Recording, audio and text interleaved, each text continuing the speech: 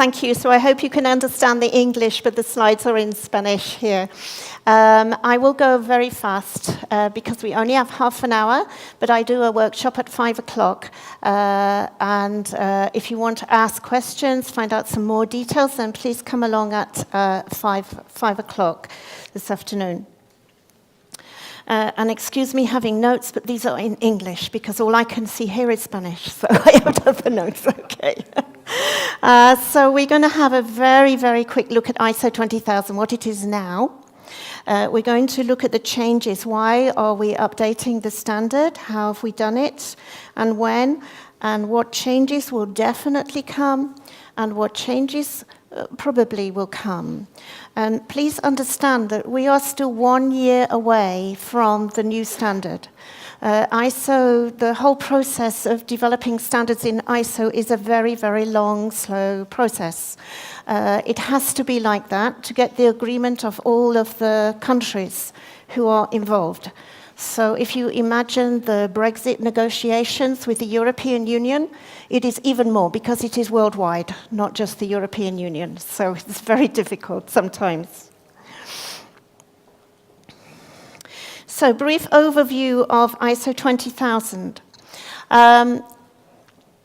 So the standard is aimed at the service provider. An organization or part of an organization that is providing services.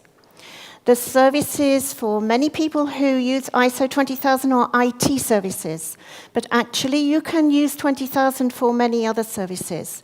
And we are seeing now that organizations are being certified for facilities management and for business process outsourcing, so various other types of services as well. It does not just have to be IT services. As long as you can meet all the requirements of the standard, it can be any sort of service. So we have a service provider. They can be internal or external. You can be providing internally to your own organization or externally to your customers, or both. And usually also there are suppliers, subcontracted suppliers. We have a supply chain, and the standard takes account of the supply chain. So this is how it is now. This will not change.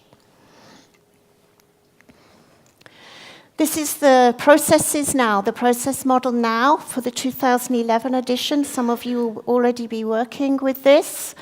And you will see some changes when we're going forward, but you will recognize all of these from Itil.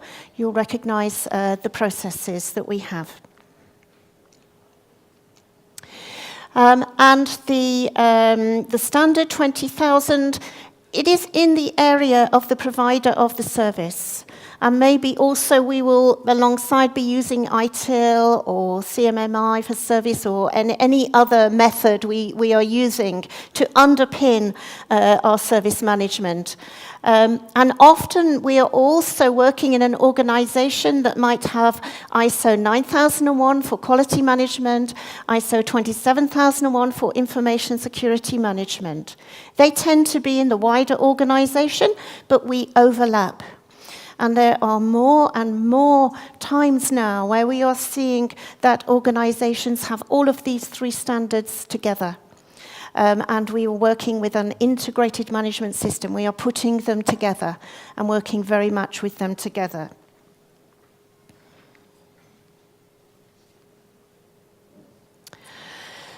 Just as a comparison of Itil with ISO 20000, this is the existing ISO 20000. You can see, I don't expect you to be able to read this, but you can see there are many, many more processes in Itil than in ISO 20000. Also in Itil, we have functions, the service desk, the application management, etc. In standards, we don't have functions, because a standard must be applicable to any organization, no matter how the organization is structured. It must also be applicable if an organization restructures. So we don't have functions in there. Standards can be applicable to the organization no matter how it is structured. Also, when we are looking at a standard, we are thinking about what is essential, what is mandatory.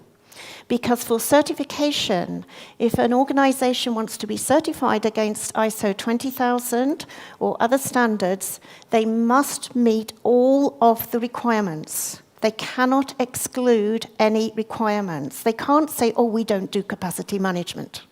If they don't do capacity management, they don't get the certificate. So when we are looking to develop the standard and then to enhance the standard for the next edition, we are looking what is essential, what is mandatory.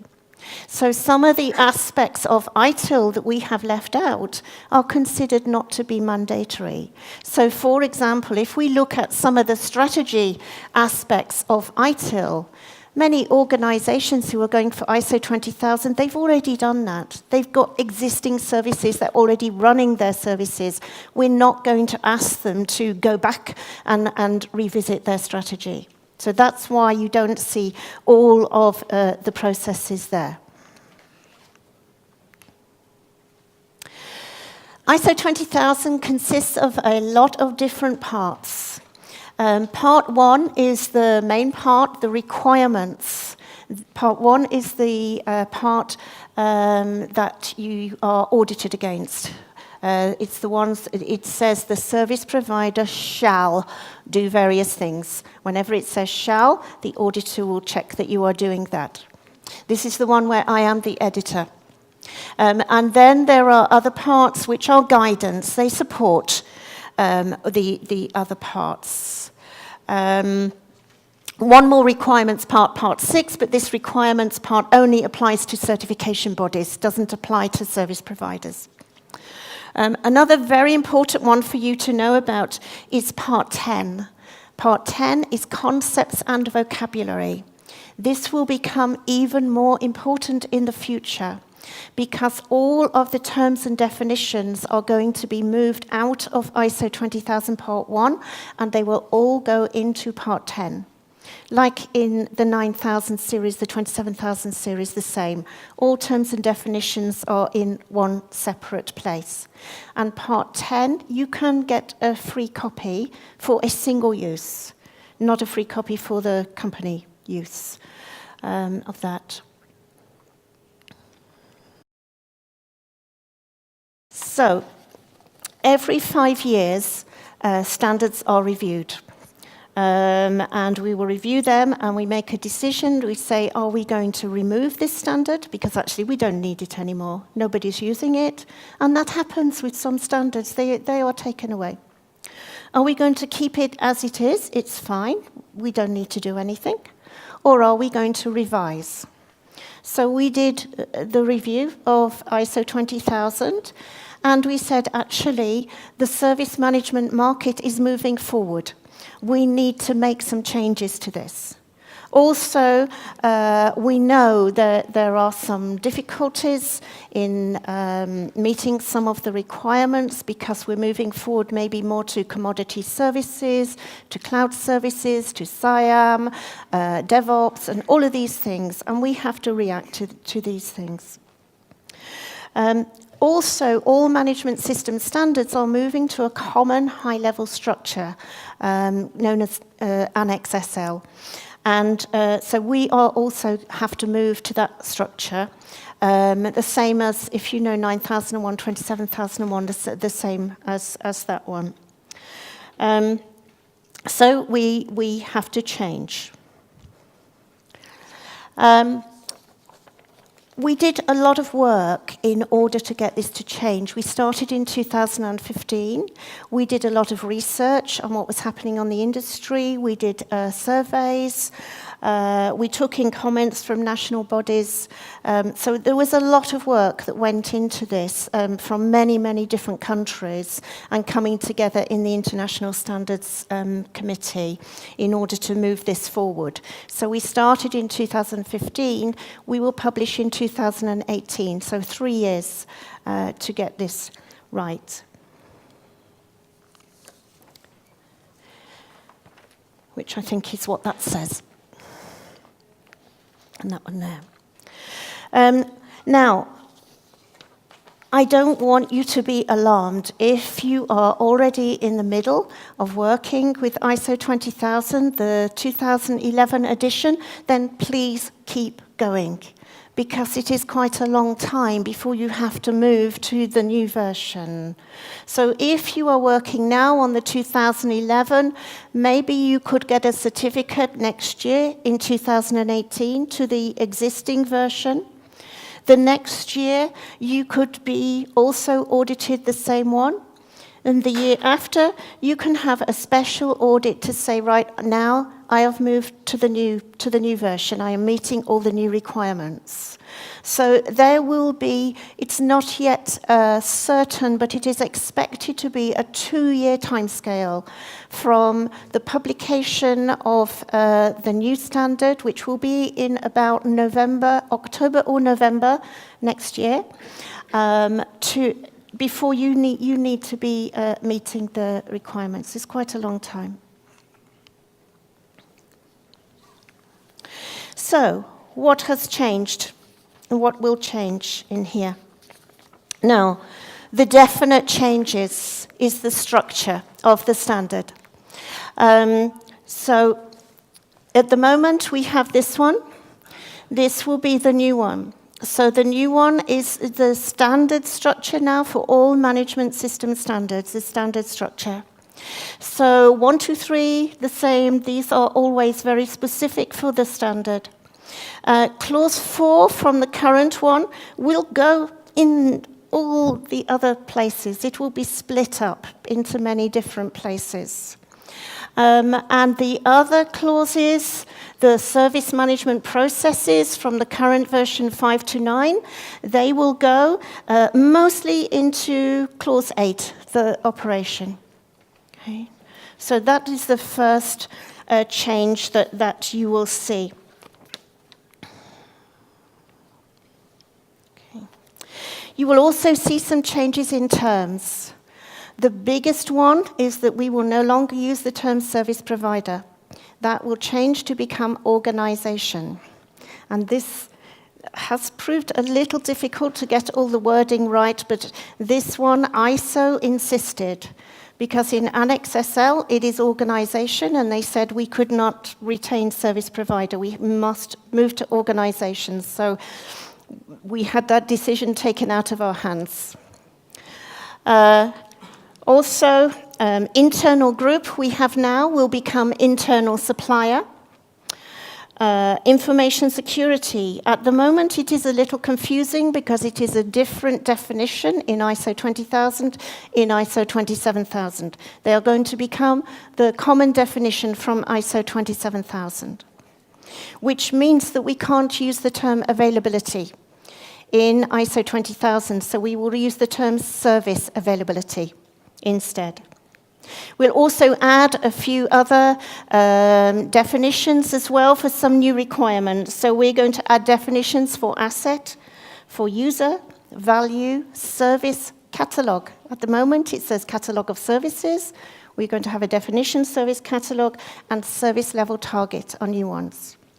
There will also be many other new definitions which are standard with the Annex SL, like policy, objective, process, all of those sort of things as well.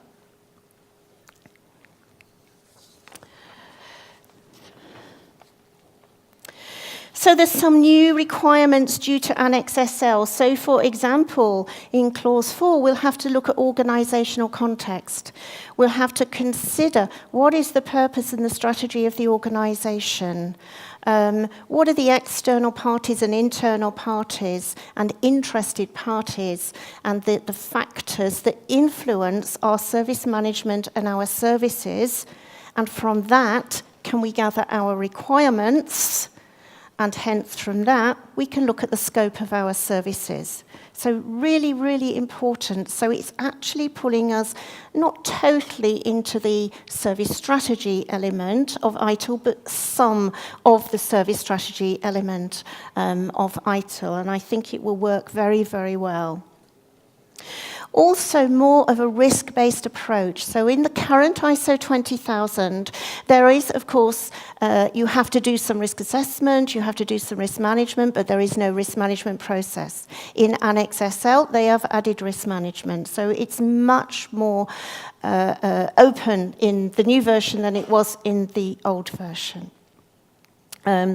We have to look at service management objectives, not only at the top, at the service, top management level, but perhaps also at relevant functions and relevant levels if you feel the need to as well. And there are some more requirements about monitoring, measurement, analysis, and evaluation. Now, Plan, Do, Check, Act has gone. It's not specifically in there, and that's because ISO have said you can use many different methods of improvement. You don't just use PDCA, and so we're not going to emphasize it. However, the structure does pretty much map onto Plan, Do, Check, Act, if that's how you want to work.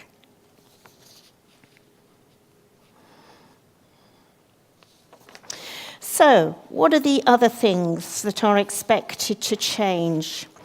The first thing is that we've separated out some processes. I've had a lot of criticism in the past for processes being combined, things like incident and service requests being combined and such. So we're separating out a lot of processes, as you can see here.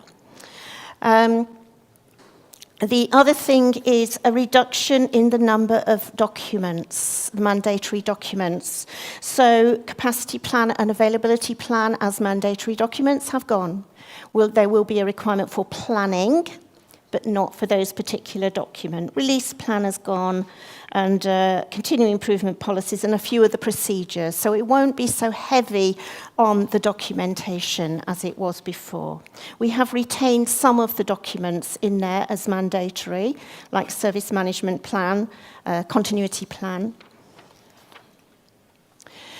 We've very much looked at emphasising the what, not the how, so that the standard is there to say what you should be doing, but not how you should be doing it. And having looked at that, we've really simplified out some of the processes like budgeting and accounting and configuration management. We've also removed the need for a CMDB and changed this to what we've called configuration information. So you decide how you're going to implement that. We've also simplified and clarified some of the other difficult areas, like the design and transition of new or changed services, which has always been very complicated. We've tried to simplify that. It's still the most complex area, but it's hopefully less complex than it is now. We've also simplified the governance of processes operated by other parties as well. One of the areas we looked at was the perspective of the customer. And we've added in a requirement in top management to ensure that we look at what constitutes value for the organisation and the customers of this service. Value is not necessarily money, it can be all sorts of different things. And we're adding in a definition of user so that we can really distinguish in all of our requirements between when they apply to customers and when they apply to users. We've also considered the use of commodity services like cloud services and such. So we've actually taken away some aspects. So in supplier management, instead of the very long list of what was expected to be in a supplier, we've shortened that list. We've also taken away some of the requirements for things like agreeing definitions, agreeing the catalogue, various things, because that was very difficult if you're in a commodity service environment. It doesn't mean that you don't do it if that applies to you, but it means it's not a requirement of the standard. We've considered SIAM. We've got some requirements, just a very few requirements on integration because it won't apply to everybody, but enough that everybody can use that, and we can consider how SIAM will apply, how a SIAM service integrator could get ISO 20000. We've also looked at governance. There was a proposal to introduce some requirements for governing body. This was rejected. We felt that it was really a step too far, particularly for small organisations. So what we're going to do is in part 2 and part 3, the guidance documents, we're going to have some guidance in there about how the governing body might be involved in some of the requirements of the top management. But there won't be requirements in part 1 that you have to demonstrate to your auditor for certification. We've added new clauses for plan the services. At the moment, we have plan the SMS. We don't have plan the services. We haven't used the term service portfolio, but there are some requirements which are pretty much like service portfolio in Itil. And we also have a very small process about service delivery, about operating the SMS with coordination and execution of activities required to deliver services. Integration with 9001 and 27001. So we very much simplified the information security process. And because we've got now a common definition of information security and the common Annex SL format, it will be much, much easier to integrate the two standards together if you're an organisation that's using more than one. Also, those of you who know 9001 will know that there's a new process called knowledge management. We've added a very little bit about knowledge in 20,000, just a very light touch. So what you will see for some of the areas is that they're very small. In some of the new areas, you'll see just 1 or 2 sentences, and that's because we wanted to highlight some areas but just use very light touch requirements. So, what does it look like? This is the new process model. As I say, it may still change a little, but I don't think it will change in any major way before it's published. So, what we have got now is the context of the organisation, leadership, that's the top management requirements, quite a lot of commonality from where we are now. Planning, which includes the risks and opportunities, service management objectives, plan the SMS, pretty much as it is now. All the support areas, the operation, this is the really big bit. And what we've tried to do in here is to represent a service life cycle, going through all the various stages of a service life cycle. So you can see this split into an area we've called service portfolio, although we don't use that term anywhere else. Relationship and agreements, so we've put business relationships, service level management, and management of all the various types of suppliers there.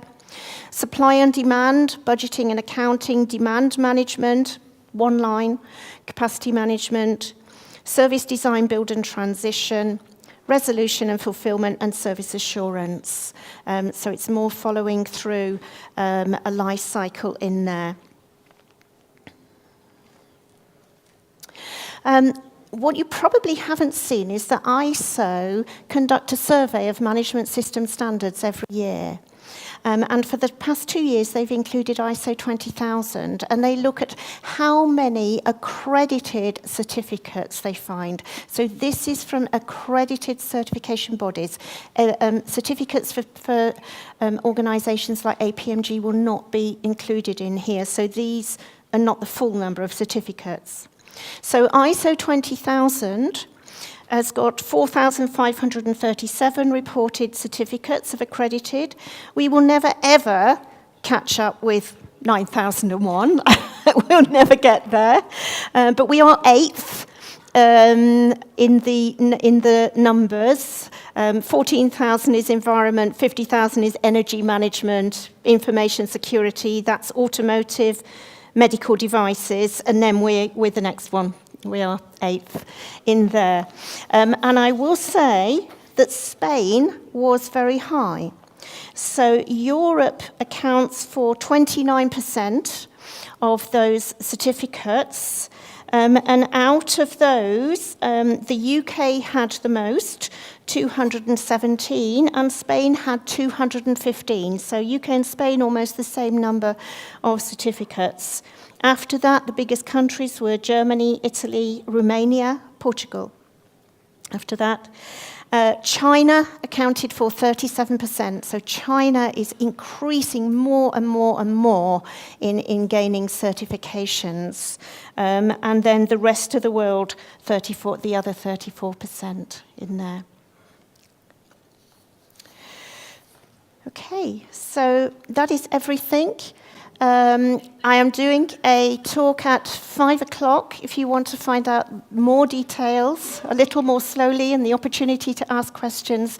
Please come along to the workshop. It'll be English and Diego, my colleague from Ozona, with me in Spanish as well at 5 o'clock. Thank you.